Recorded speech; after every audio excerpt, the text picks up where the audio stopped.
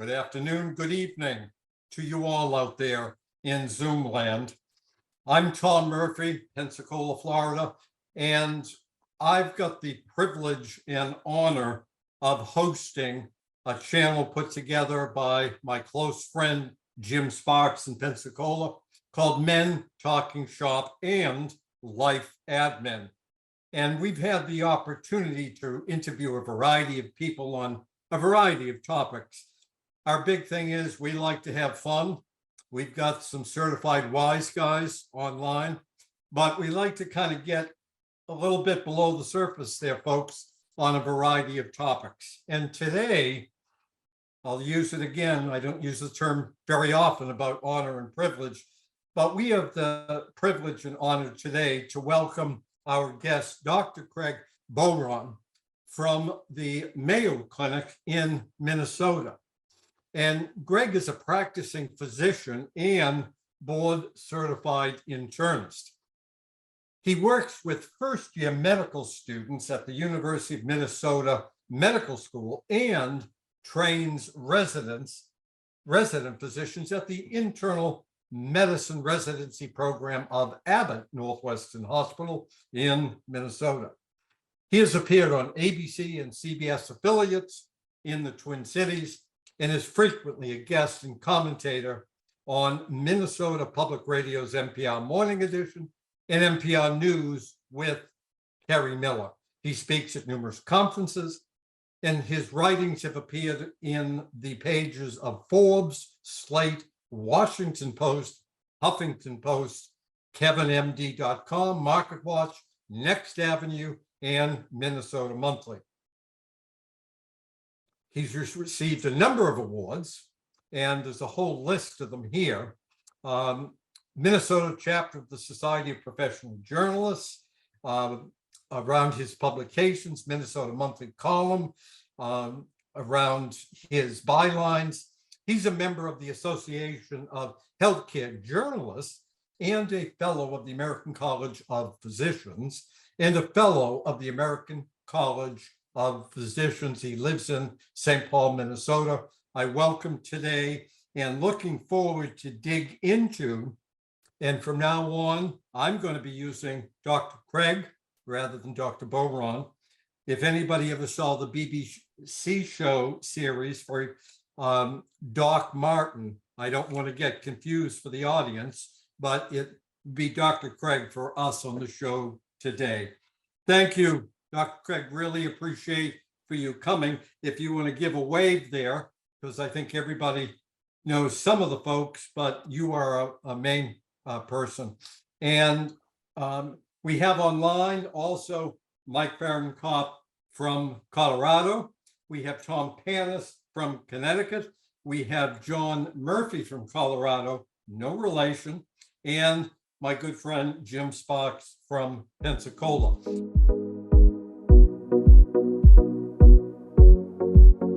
What really got me going originally with this topic as well as invitation was this book here.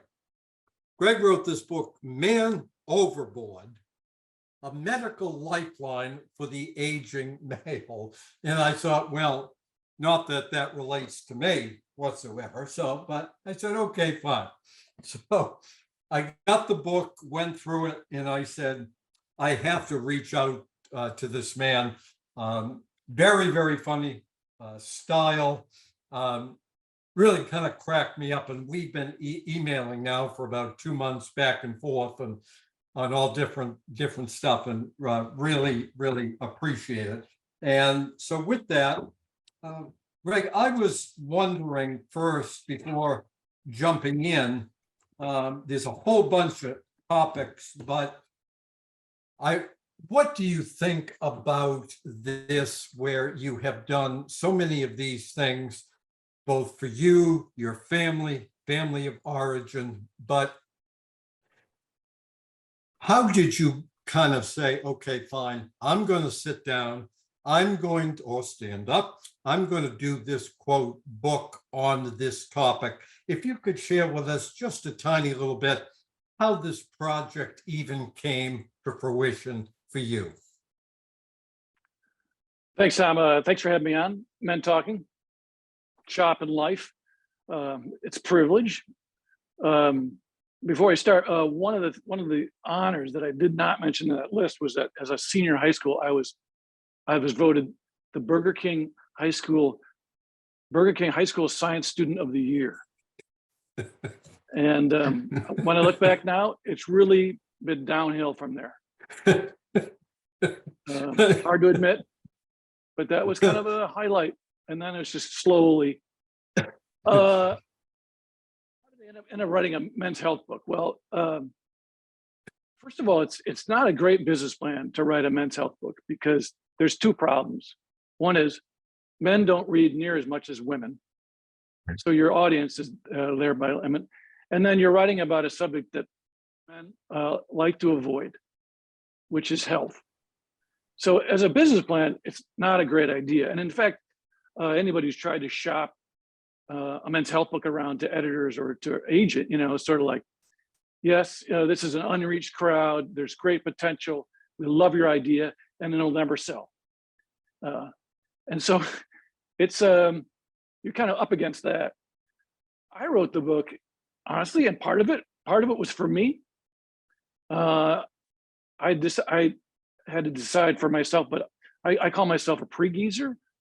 I think of pre-geezers as being in the 55 to 70-year-old range, and 70 and beyond being a geezer.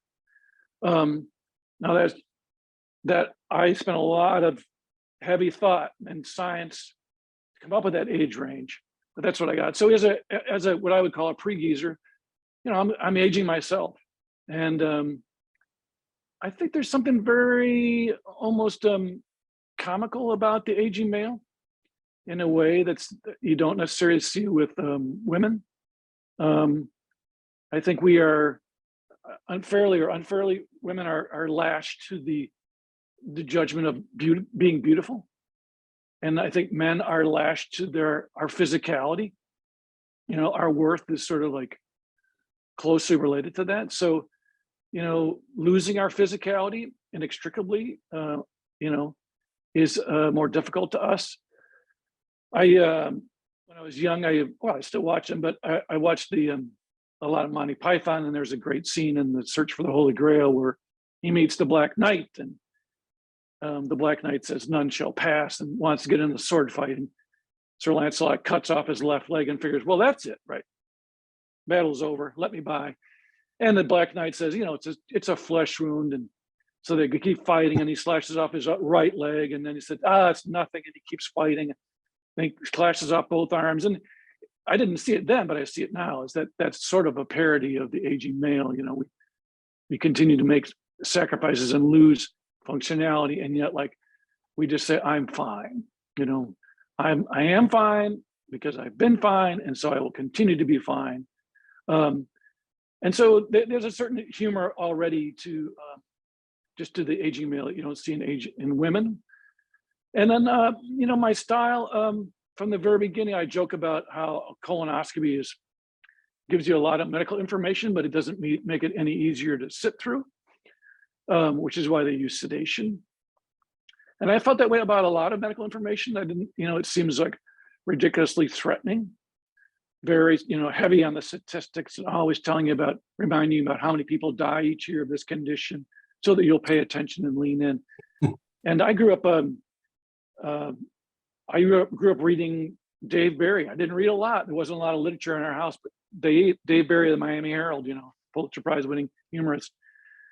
And at some point when I started writing after residency, I kind of said, well, geez, you can, Dave Barry wrote about nothing, there was really nothing to learn. And yet, you'd read a whole column of his.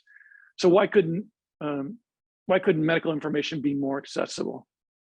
So I took all that and just said, all right, I'm going to try to write a men's health book that's just more accessible, that asks men to do kind of two opposite things. One is to have a sense of humor and to laugh at ourselves. In some ways, this book is to commiserate with all of us about the things we are going through, but then laugh at ourselves, but also to get serious, And I think for most men, by the time you get to your mid 40s, your body gives you enough hints about like, okay, this period of just living where your body was an afterthought, you could do whatever you wanted, whenever you wanted, and ask questions later.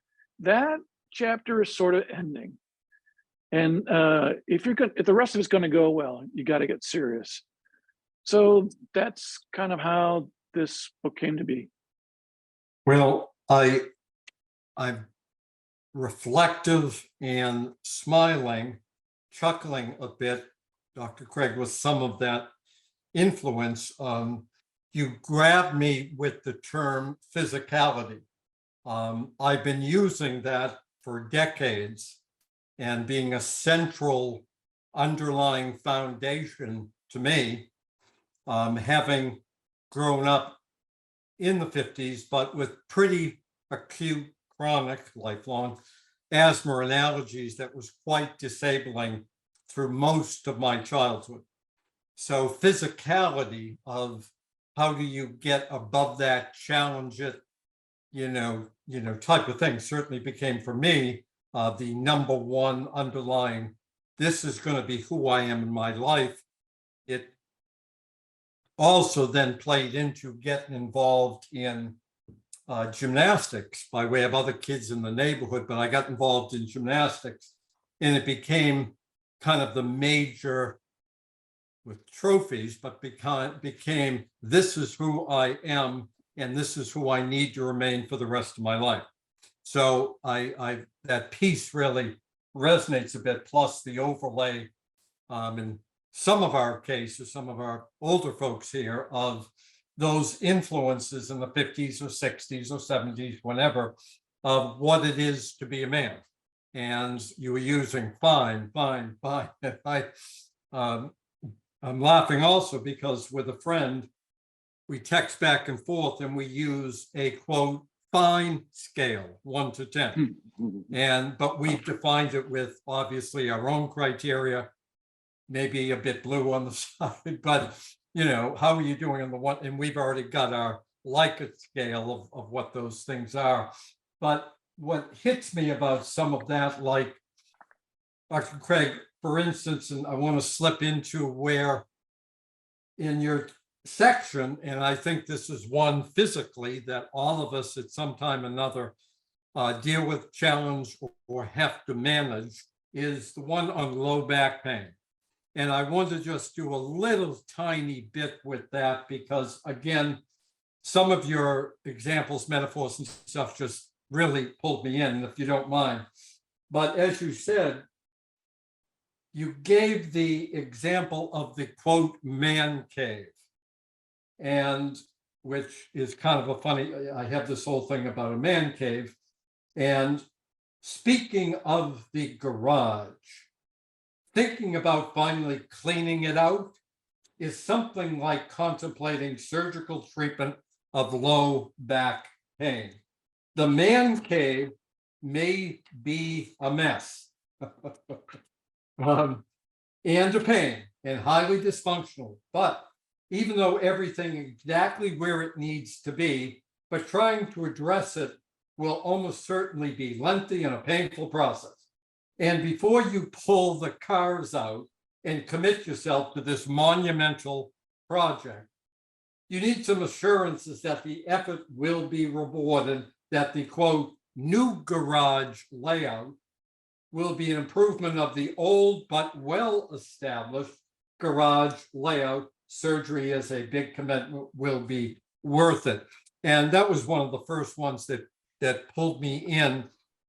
Dr. Craig, when both from a personal medical standpoint, and I can attest most everybody online and listening to this, but just taking this quote, one organ group of lower back, how did you kind of look at this, kind of dig through? Because I'm sorry, I also, if I may use the term, projectively identified with that. Sorry, it's an old curse from mental health days.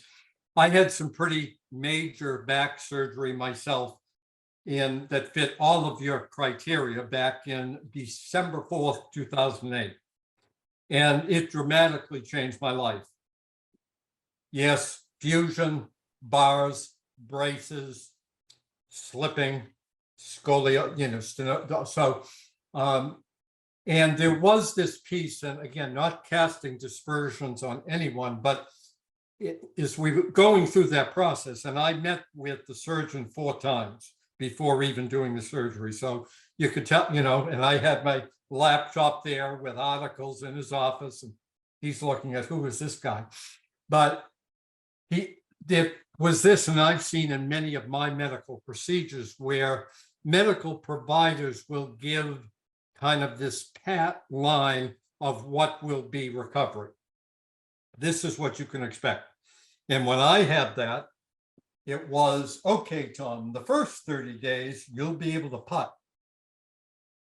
The second 30 days, you'll be able to chip. And within 90 days, Tom, oh, you've got the full swing happening. Well, it took me almost a year to get my walking gait back again, to even consider doing anything else thereafter. So with all of that, how do you dig in yours, your patients, family, friends, when you're looking at something like, oh, I'm fine, yeah, oh, quite my back. How do you then begin to help process that, particularly with guys or with a little assistance from family? So unfortunately, back pain, low back pain, we're talking generally about low back pain, is very common, what we call the lumbar region. It's maybe one of the top 3 diagnoses that people end up going into the clinic for as an outpatient. So it's very common. The problem is that, of course, it's painful and it can be disabling. Many people will just have short spurts of back pain. We probably all experienced that. About 3 weeks from now, I was almost taken down by a tomato cage.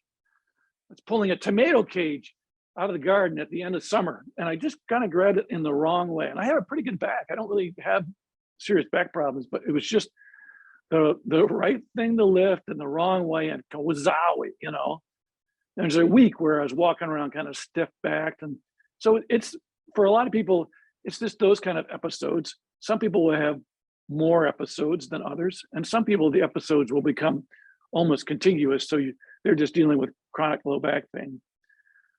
One thing that all of us, and these are really kind of human things, all of us, all humans don't like pain. We want pain to go away. We want pain to go away immediately. That's just human. That's what being human can be. When you look at Western medicine, we really like aggressive things. We believe that aggressive therapy, that surgery and procedures, because they're more aggressive, must be better. So there's a lot of people who feel like, they told me I have a herniated disc. I need to have surgery and get this thing over with. But when you look at surgery for herniated discs, those are the kind of gel foam, I would say, almost like a gel foam bicycle seat. It's the gel foam between each of the bony vertebrae. When those get weak as we get older and they can kind of ooze out and push on spinal nerves, a surgeon can go in there and remove the part of the herniated disc. But in most cases, if it's not severe, you'll do just fine and just as well without the surgery. When you get to the big surgery, and you had a fusion, what's called a fusion, is the biggest and most aggressive surgery by far. That's my point was that about the man cave, is that that's a really serious commitment. And it's not that I'm saying like people shouldn't end up having one of these fusion surgeries. It should just be the last thing on your list. It should, after you've exhausted all other measures and been very, very patient. Not easy to do, not easy to be patient when you've been sick and been in pain for so long and just want it over with. But it should be the last thing on your list. So it's part of, whether it's low back pain or whatever health subject, I really am a moderate. I think things are in the middle. Can low back surgery, can a fusion, or what's called a decompressive laminectomy, can it help people? It can, but it should be the first thing on our list? No, it shouldn't. So the book kind of talks about spine health. What are the things you can do during an acute back pain flare? What are the things that work with chronic back pain? What are good ergonomics? Mike, I think my guess is that your chairs that you're selling are, yes, they're orthopedic, but they're probably primarily ergonomic. You know, what's the best way to sit to support our spine? So that's kind of what I was trying to get at in the low back pain chapter. Yeah, and that piece, a line that came up, it's under the cancer section, but that hit me, quote, when faced with a Gandhi versus Ultimate Fighter kind of, quote, cancer choice, men often choose the more aggressive option. They're not interested in a nonviolent protest, so-called, quote, watchful waiting. They want to beat the crap out of it with a series of leg whips. In this way, a trip down the PSA trail, et cetera, along those lines. And it kind of hit me with some of that theme. Dr. Craig, there is so many pieces when you're talking, and the low back one just I thought was hit me and I want to kind of reference, but you have very detailed and humanly relatable discussions about a variety of pieces to that: opioids, low back pain, sleep, etc.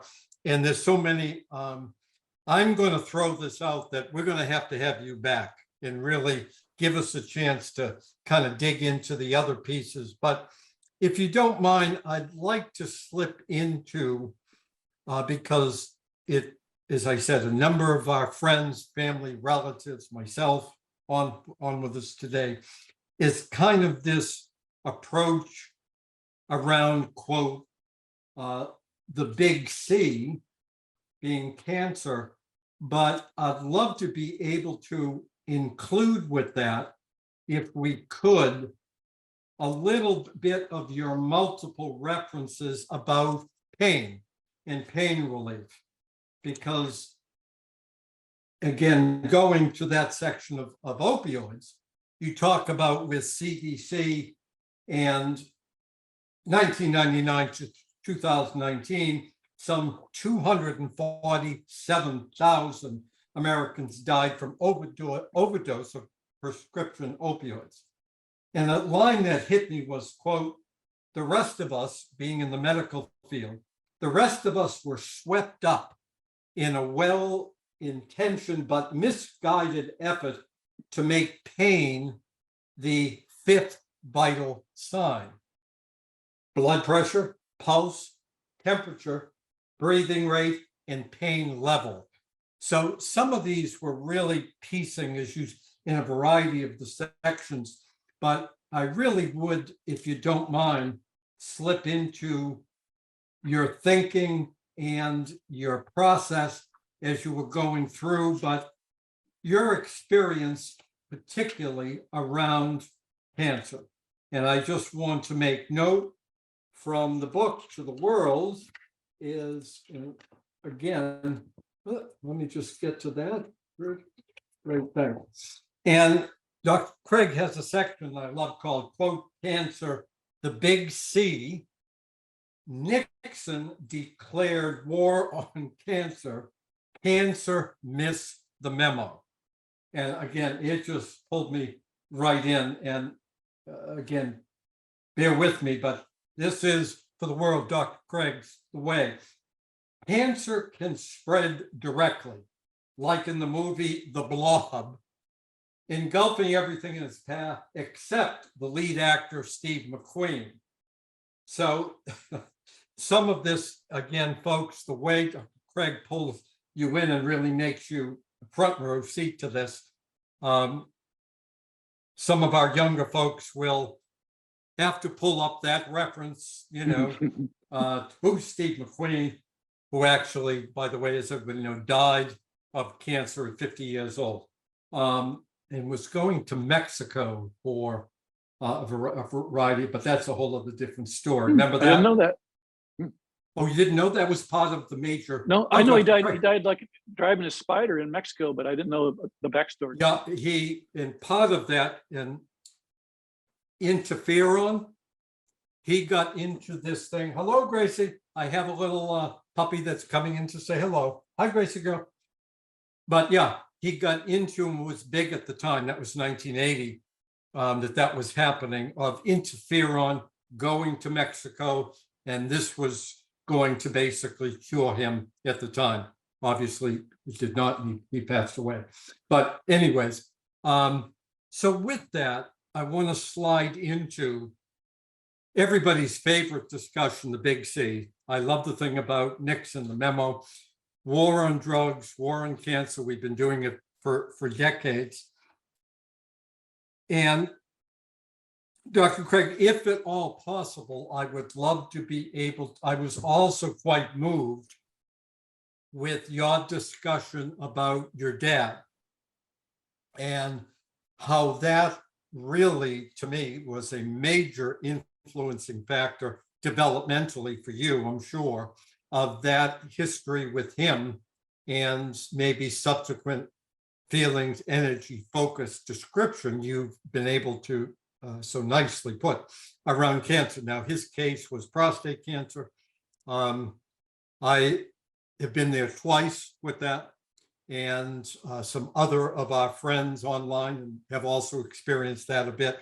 If you don't mind, I'd love to kind of just jump in with that. Thoughts, ideas, feelings, impressions about cancer in this piece with men of we'll be fine. I'll just leave it with. Well, let's so we'll do the opioids and then get to the cancer thing, although they are related. To me, when I hear the number, 250,000 people died in 2 decades of prescription opioid deaths, the word that gets me as a physician is prescription. They came from us. They were prescribed. That doesn't include people who died of a non-prescription, opioids they got over the street. So, we were complicit in that.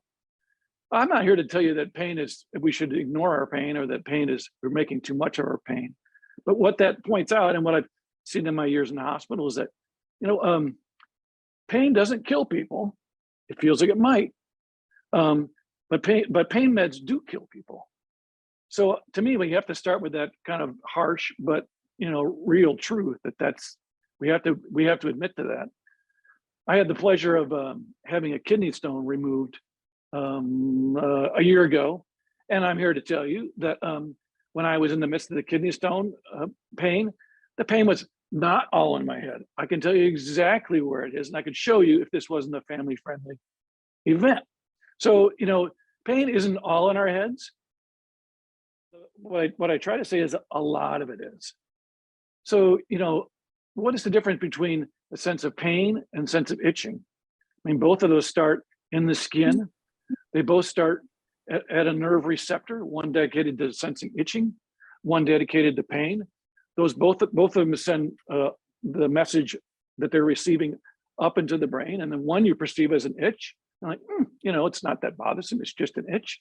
And the other is pain, and pain carries a much bigger message than the brain. So just like when we hear something, our ear itself does not tell us what we're hearing.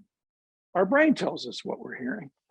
And the ear just sends a series of neuronal messages to our brain, and the brain does the rest. So pain is deeply personal. It has a track record. When we start to feel pain, our brains look into the past. When have we felt pain like that before? What is it? What does it meant? What is it? What are the implications of that? There is, if you will, a PTSD component to having pain if you've had pain before, and it goes into the future. How long am I going to live with this? I just had my back surgery. My doctor said I'd be feeling pretty good in a week. I'm still feeling pain. What does that mean? Does that mean I'm not going to be swinging a putter for a month? Or so pain is a loaded thing, and has deep psychological components. And we can see that actually when we look at chronic low back pain, if you're trying to predict how functional a person will be, like say a year from now, when you see them again in clinic, the strongest predictor of how well they're going to be doing is how set they are psychosocially. How good is their mental health? What is their support group like? Do they have friends? Are they connected? Those are the most the strongest predictor, not what does their spine look like on an MRI. So, and you know, when people have pain that's associated with cancer, my gosh, you know, what I've discovered through my family and through patients is that cancer is a much different disease than really almost anything else. Right. It has a personality to it. You know, when people say say I have cancer is much more difficult to say and to feel than is to say like I have kidney disease, Right. I have heart disease. You know, it's like an inside job. You know, a sense of betrayal that my body turned on me. You know, that much more sense that my body is trying to kill me than people would say. People who have heart disease don't say like my heart is trying to kill me. You know, I don't think they feel that way. They know that it can be serious and that people can die of heart disease, but they don't feel that way about heart disease or my diabetes is trying to kill me, you know. So cancer adds a whole nother, particularly if your cancer is causing you pain, it adds a whole nother level of psychosocial things to it. And you just hit on so many different things, Dr. Craig. I'd love to kind of bring in any thoughts, ideas, questions from our group. The piece, like we're talking about, particularly with cancer, it has a personality of its own, and you live with it in a quote, manage, cope, whatever, to me, in a very, very different way than some of the other types of quote ailments, diseases that you mentioned. I'm not saying they don't have their own idiosyncratic personalities, diabetes, like, you know, what you need to manage. But for our folks out there, I think where you may be getting people leaning and listening is this piece of how much it affects mind, body, soul, spirit, financial, psychosocial. It just, like Olympic circles, into, you know, it grabs so many different parts of your life. And I'm wondering if there is any observations or input or questions by any of our folks with John, Tom, or Jim about any of that for personally, family, extended family, or friends, of how we get through it, how they are getting through it, what appears to work for us or them, so that we can give some of that, okay, here it is, what do you do with it? Yep, there is the world of diagnosis. There's the world of blood work, imaging, et cetera. But if we get beyond that just a bit, to me, in some ways, that's pretty easy. It's fairly concrete, boom, fine. But it's that twilight zone after, okay, Mrs. Murphy, Mr. Murphy, I want to sit down and go over the results. Boom. Boom. Okay. What happens after that? What do people latch onto? Any particular piece that we remotely can look at R&R, resiliency and resources? John, Tom, Jim, just want to throw that out if anything is really hitting you along those lines. Yeah, I mean, I really appreciate what you're saying, Craig, particularly as it relates to pain management. You know, it's really a difficult topic, I think, for people. You can't say just live with it, and you can't say I'll do anything to take care of it. There are so many, you know, both ends of those kind of have problems. I think that there's kind of an escalating from least intrusive to most intrusive kind of process associated with it. And I think that that's something that people want to become perhaps more involved with. And I think I've seen it certainly in the last 5 years, is more involvement by doctors to be less intrusive where need be. And I think is really a good thing. The one thing though that kind of relates to are the economics behind medicine and the cost of both drugs. I mean, I think it's pretty well accepted that the whole opioid, was a huge money maker for the pharmaceuticals that were involved. And I think certainly there's some guilt associated both with the marketing and distribution of that, those drugs. I wanted to ask you a little bit about that in terms of maybe how healthcare in general and from your own practice maybe can regulate and manage the cost aspect or better redistribute some of the cost aspect of healthcare. Yeah, so I talk about this in the low back pain chapter because it sounds almost sacrilegious as a physician to say this, but because we like to say, like, we're physicians, we follow the science. I don't know what things cost. We just follow the science. Well, the truth of the matter is we have a system and a system of payment and reimbursement where we pay more for more aggressive things. And we pay very little the system pays very little to prevent a stroke. If you end up with a stroke and you come into the hospital and you get emergent care, you get a $5,000 ambulance ride or an air ambulance ride, come to the emergency room, you're seeing, we can have all this incredible technology that comes into sway. We can give you medications that can go in your bloodstream and dissolve the clot. In some cases, we can go in and intervene through your arteries and try to grab the clot. So really, really high tech stuff. And the hospital makes a lot of money doing this stuff because it's a complexity. It takes a lot of training. The system, and that is, payers don't pay a lot to help you prevent that stroke. Right. So like any system, we do stuff. The more the stuff that gets paid the most is what we do the most. And I'm very proud of the hospital I work at. But what built the hospital? Cardiovascular disease and spine surgery.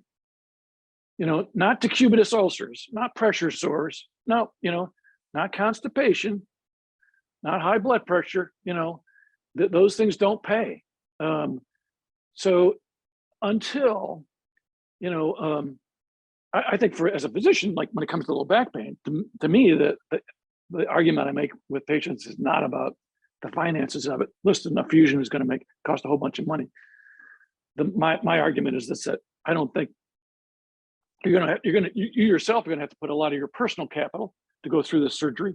And can you, what are you going to get for the money for what you invest personally out of it? Will you be cured of your back pain? If you have that feeling you're going to be cured, you're doing it for the wrong reasons. So to me, the only way it can change is by the system saying, like the payers saying, like, rebalancing things. We're going to pay more for prevention, less for, and less on the disease side. And until that changes, I think the system a hospital is going to do orthopedic things. Around here in the Twin Cities, every cloverleaf on the interstate has one or two orthopedic centers.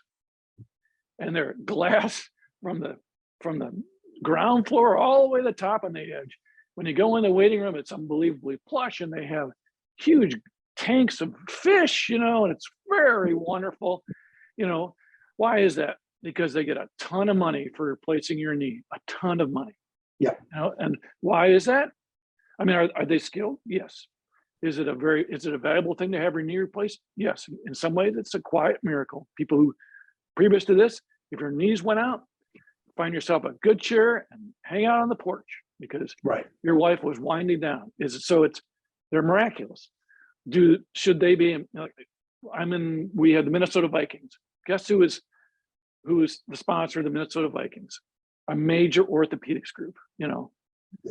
So until that changes, until the reimbursement, the payment changes, nothing else will change. I think we as physicians can say, like, listen, I know that you just you've got some blockage in your arteries and you want all of them opened up with an angioplasty. But let me tell you why I don't think that's a good idea, all money aside. Right. Dr. Craig, with that,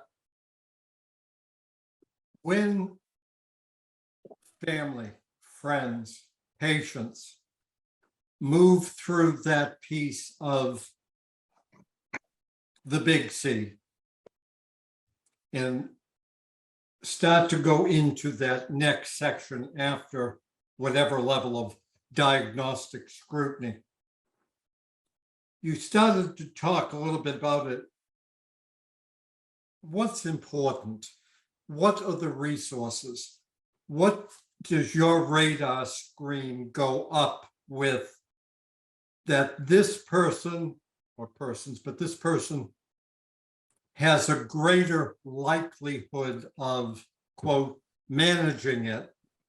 And again, obviously, there's a lot of variability with the grade of the cancer, etc. But what are some of the things from a healthcare provider and astute clinician do you look at, recommend of those things other than a scan, blood work, surgery, radiation? Aside from that, what about the rest? What other pieces? And my old friend John, Tom, we've gone through this one or more times, past, present, and future. What do you look for? What tends to work? And if I may be so bold, if you could just be patient, there's a line that from your book, it was on a different chapter, but I bolded it to myself, quote, submit to the ultimate male humiliation, ask for help. Yeah. What is the patient family left with of, okay, now what? And a couple of thoughts, ideas, and again, John, Tom, Jim, whatever, we've all, either family or ourselves, gone through this of what worked, what didn't. That asking for help thing reminds me of, I was talking to a friend of mine who's a geriatrician and works in nursing homes, and he was talking about a tool that they use for assessing fall risk for their patients. And he laughed at being male gives you a point. Just being male gives you 1 point. Okay. Because why is that? Because they're going to get up by themselves. They said, like, you just went through hip surgery.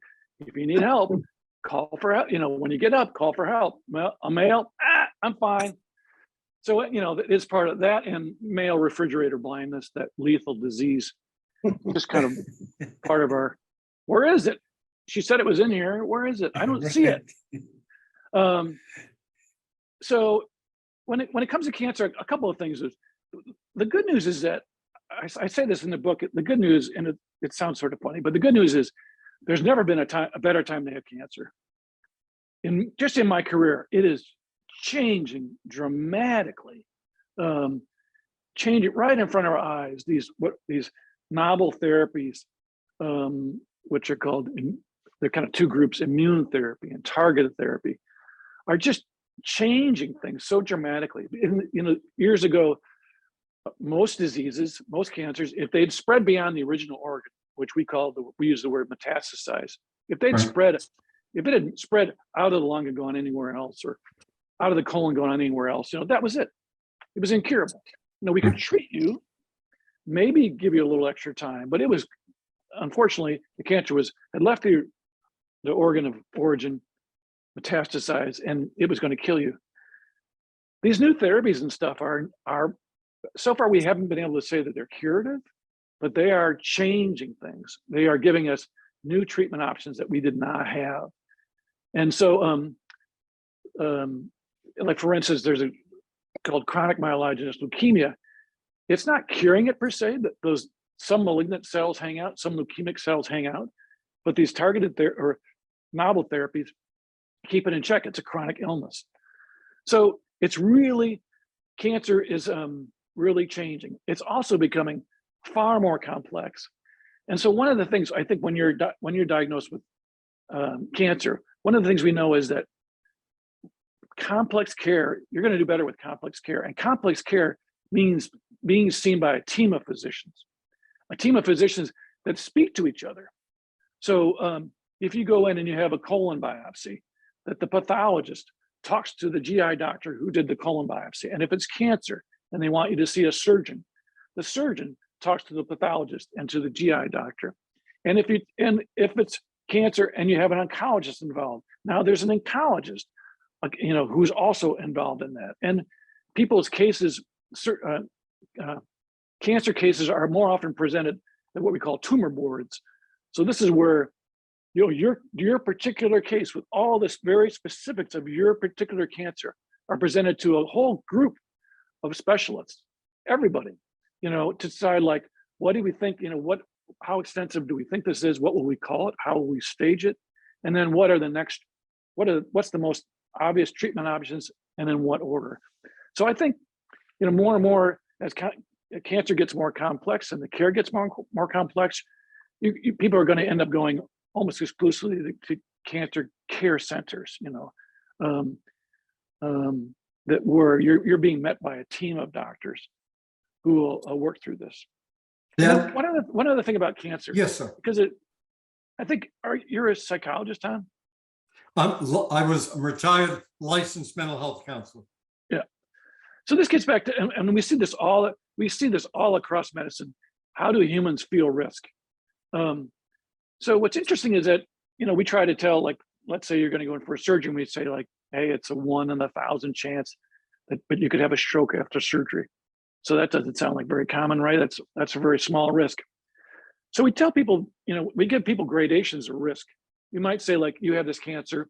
We think we got everything out. We think the chemotherapy will wipe out whatever's left. But there's a 5% chance of recurrence. Well, that's a good number. 5% is better than 50%, much better than 95% chance of recurrence. But the problem is that as humans, we really feel things in a binary way. You don't feel like, well, I'll come out with a 1/1000th of a stroke. When I tell you that, as your human brain, and I do this, is like, well, when I go through this surgery, I'll either come out with a stroke or I won't. It'll be one or the other, not a fragment, not a percentage. And when people have cancer, they feel this in particular. Hey, we think we got it all. There's a very small chance of recurrence. But to the person, of course, that's good news, but to the person, it feels like, well, 50-50. The cancer will either come back or it will never come back. And that's that's just being human, but that's very difficult. Even to, like, can you say I'm cured of cancer? Probably. There's probably cured of cancer. Well, that's better than definitely, not as good as definitely cured of cancer, but so there was a certain psychology behind this that makes, I think, dealing with cancer. Do you call yourself a cancer survivor? Some people don't want to use that word, like, I've been cured. I don't like that word. That's not me, Other people think that they do like that word. So there are psychological aspects to cancer that, like we talked about before, I don't think, you see in other areas of health problems. I'd like to just throw out that additional quote team piece, Dr. Craig, on the non-medical side, but the team of friends, family, colleagues, whatever. But if I may use more of the quote, the village, look at a team of the non-medical side, family, friends, relatives, self, therapists, whatever it may be, to get through some of those other pieces. And again, I just want to throw that out, obviously, with John and Tom and Jim, is there any of those pieces that we want to leave, at least today's discussion, with how that fits in when one gets the big news once, twice, 3 times, 4 times of, oh, here it is. Boom, this what could be what happens. So any thoughts, folks, of what that has been for us? And I'm looking at John right now and kind of smiling a bit. I'm wondering if John might be able to throw a piece in. Yeah, I mean, having and Dr. Craig just was last spring diagnosed with prostate cancer, based on initially elevated PSA score, et cetera, and just from family history of other males having had prostate cancer. Went through the whole went through and got the biopsy, yada. But in going to the urology center of Colorado, which I just find fascinating that it's directly across from, I mean, literally across the parking lot from Mile High Stadium. You can't find some irony in that. I don't know what you can do, but and they're wonderful people. But I mean, they are a complete one-stop shop for all things urology related, including the oncology, like you're saying, the complete package of oncologists, urologists, et cetera. But I think that quote unquote team approach is certainly the important part. And I don't want to hop back to what I was just saying, our earlier conversation, but I don't feel like these services are necessarily available to everybody. Perhaps at a once you're in the Medicare system, at age 65 or whatever, maybe so. But if you're before that, the way that the whole payer side of this healthcare system, frankly, is kind of random and arbitrary and expensive and not available to everybody. And I really resent the resistance of particularly this private insurers, as it relates to being involved in this from a healthcare management standpoint. And I don't see any other way. I don't see any way out of that. But even just at the Medicare, level, negotiating the system and ensuring that your primary care, your private supplements, et cetera, cover it, are difficult for well-educated people. I can't imagine how those people that are working 2 jobs at Burger King are able to get into this. And it really, my wife's a doctor, and my best friend is a neurologist, and it's frustrating for me. I work very closely a lot with payers and providers, and I just see how they think about it. But I was just curious as to any kind of advice you might have in terms of helping. One of the things I'd like to be able to do is maybe pay back by helping people navigate this healthcare system that we have. So I've worked in the hospital my whole career, and what I've seen is that as care has gotten complex, really for everything, not just for cancer, but for everything. A larger percentage of people I see in the hospital, they don't necessarily have something that requires them to be in the hospital, but the system has failed them. Right. They're having complications because they could not navigate the system as an outpatient for whatever reasons, financially, just because of the complexity, even the logistics. Like I have to be on the other side of the Twin Cities Monday morning at 7:30. My son worked. He can't get me. Who could get me? It's not, when they say get me, it's hard. I have to have the right car to get in because my hip is bad, whatever it is. Or you see somebody, someone who's on dialysis, they need to be dialyzed 3 times a week. Sometimes they miss Friday. So Saturday, here they come to the emergency room. And why do they miss Friday? It wasn't for any medical reason. It was for a complexity reason, So we see this time and time again where, the good news is care is getting more complex. What we can do is more complex. But, reasonably smart people just cannot navigate the system. And delayed care is suboptimal care. Right. And usually complicated care, stuff that could have been done. We see that post-COVID, stuff that should have been addressed. Right. But was delayed during COVID, now is progressed and much more complicated than it needed to be. So yeah, I don't know if that urology clinic has a spot for basically, volunteers to help, like, hey, if you're having problems navigating the system, here's someone who can. But that could be really useful because, and as a physician, we're not supposed to write a prescription for that. I mean, we can work on getting social services involved and social work involved. We get a nurse out to the house and that sort of stuff. Those things can help, but it's still, and even, who's going to handle the bills, Right. And Well, really difficult and unfair. Yeah. Go ahead, Tom, sorry. and it's just, that's why, Dr. Craig, with this. So we need to have you on 10 more times. So, and look at Jim laughing on that. And there's just so much, but this has been very exciting. The pieces around looking at not only the system, but resources where, and just anybody that, just a couple of last stories.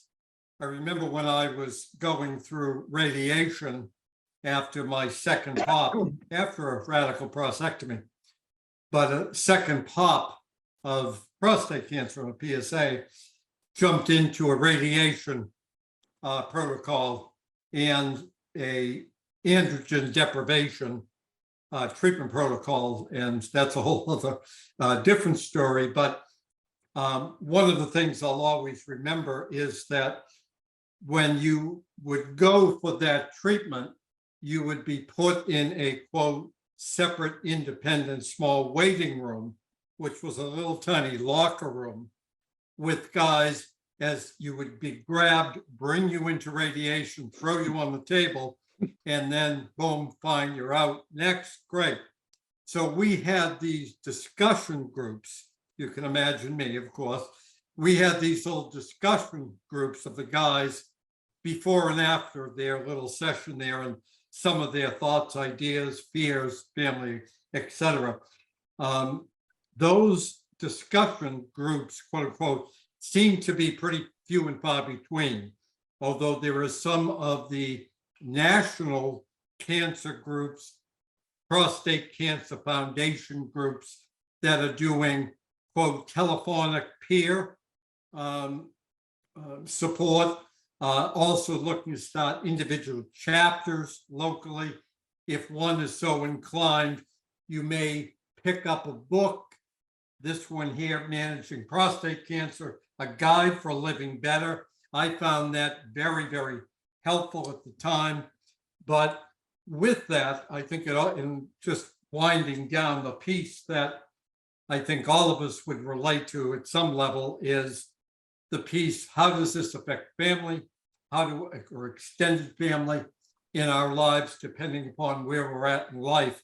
And I'm thinking that, excuse me, we really need to maybe delve into that area in upcoming episodes. So is there any last comments, questions, pieces that we'd like to leave with our audience or for Dr. Craig before we begin to close out?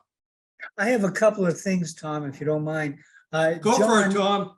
Thank you, sir. John, how are you treating your cancer after your biopsy and diagnosis? Question one. And Dr. Craig, where do we buy your book? Oh, for me, I mean, I'm just ignoring it. No, I just finished doing 6 weeks of radiation in August and September.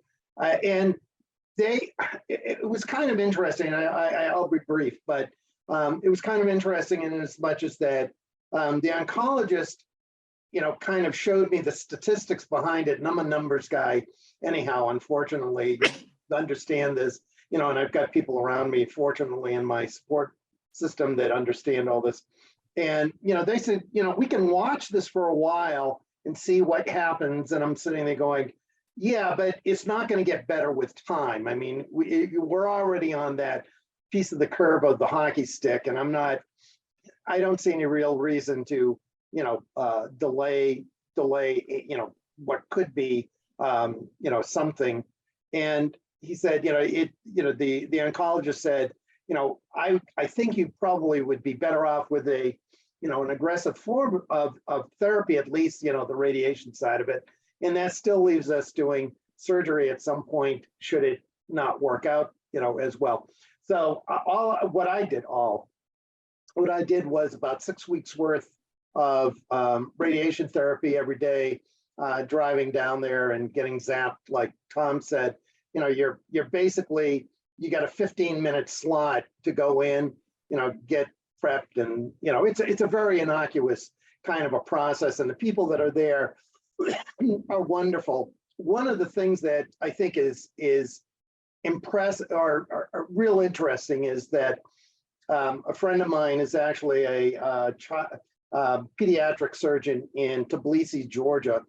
And when he was over here for a conference and managed to spend a week with us, he was saying, within all of Tbilisi, a city of over 2 million people, there's one MRI machine and only a handful of these radiation machines used in therapies, and that's pretty much the entire country.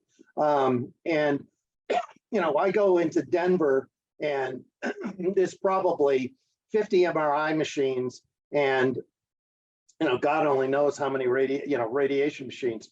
But we're so privileged to have that. And I look at how do is this something we should be kind of bringing out to other countries, et cetera, even Canada, the number of and I know that's an overused example, but just that whole availability that, kind of is a first world kind of availability versus a third world kind of availability. But that's kind of what I did is I did my 6 weeks, and I'm supposed to get, we'll do another PSA and if necessary, a biopsy in January. Oh, well, good luck, John. Sounds like Thank you're you. on top of it. Yeah. Yeah, I mean, it's one of these things that don't get better on their own. So Yeah. They used to use the term watchful waiting, but Yeah. that seems kind of risky. Dr. Craig, you're great. Where can we buy your book? So it's on Amazon.com Amazon. or Mayo Clinic Press. I think it's on Yeah. Barnes and Noble. I saw it was on there. So you could if you just search my Craig Bowron Man Overboard, you'll find No, that. that's The other great. piece of that, Tom, I just Yep. found this morning from the Mayo Clinic just sent out a broadcast this morning, and their books in their library are on discount. And Oh. this may not be good news for Dr. Craig, but I pulled this out here, and his book, Man Overboard, formerly $21.99, is now $17.59. $17.59, a bargain. We like, in our age group, Dr. Craig, we're always looking for a bargain. Yeah. Tom wants to buy the book and get a discount on supper in the 4 o'clock senior group today. So, Well, it's yes. gonna be, I want you to beans and know that weenies. say that again. Beans and weenies for the kids now. Oh, okay. With the price drop, we're gonna have to just tighten our belts here. You're going to have My to talk day- about. I'll keep my day job. Craig, if you're So looking that for means next if you're time looking you'll for talk sympathy, you less come to the because wrong book crowd. is less. No, I'm only kidding. We're I'll just I'll Anyways, close by saying, like, and we could talk about this because prostate cancer is very tricky. Yeah. But the Tom, the quote you said earlier about, we don't want to take a watchful waiting Mahatma Gandhi peaceful sort of thing. We want to kick the shit out of this. It's what we hoped with prostate cancer screening.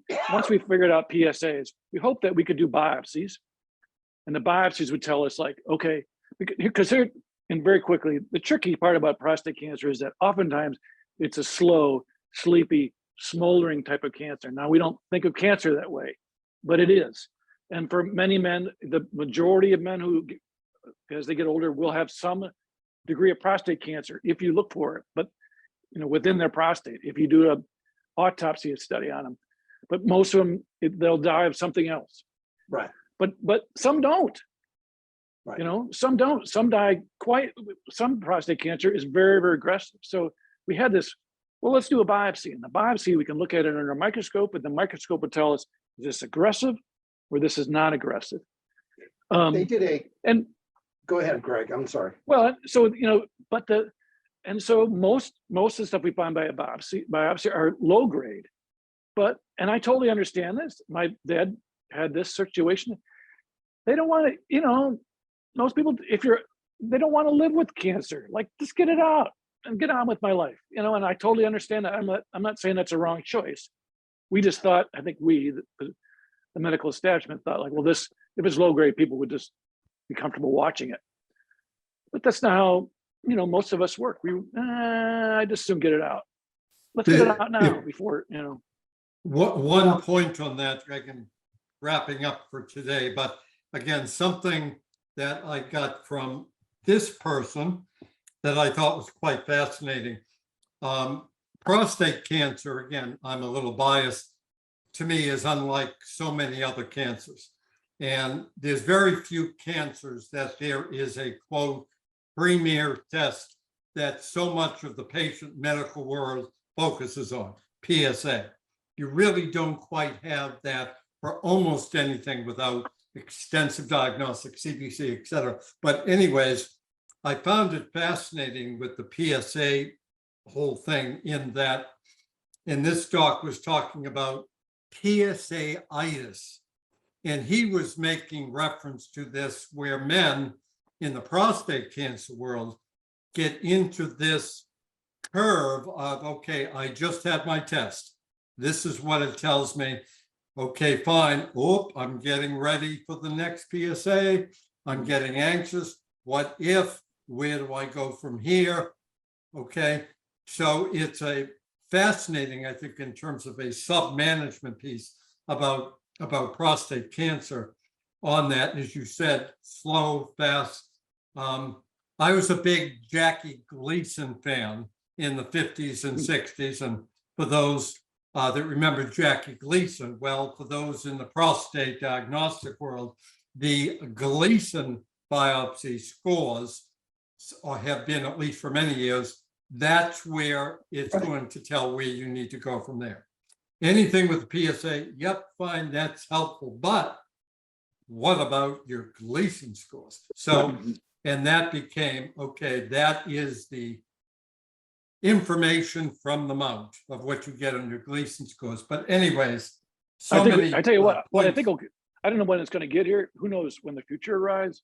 But my sense is that rather than a Gleason score, we'll look at your prostate biopsy and look at its genetics and say, like, and that is the new world, isn't it? You've got cancer, Yeah. and you've only got of the 5, let's say 8 genes you need to metastasize, you've only got 3. So that's really that we're really low. That worry. is the new world, though, worry, isn't it? Yeah, in that's terms of being able to, and it'll be a better world. It seems even when you call state of the state, to me, the genetic piece is like almost brand new if you've been going through all of that, of getting that piece along those lines. But boy, I'll tell you, it could go on forever. Dr. Craig, I really want to thank you so much. Jumping back in after we had the issues beforehand, the life bandwidth issues, and that takes a variety of different forms, doesn't it? But I want to thank you so much for being part of our Men Talking Shop. I'm going to throw that out in some way, shape, or form. We're going to pull you back in, and whatever that takes, guaranteed. $17.95. Okay. I am, before I have you back on, then I have to tell you, I am going to contact Burger King, and I'm going to do a deep dive about that award you got from Burger King is part of our issues. But anyways, I want to say thanks to old new friend John Murphy, old friend Tom Panis, and of course my good friend Jim Sparks. And we're looking forward to getting this up for the world. And with all of that, good luck, take care, and goodbye.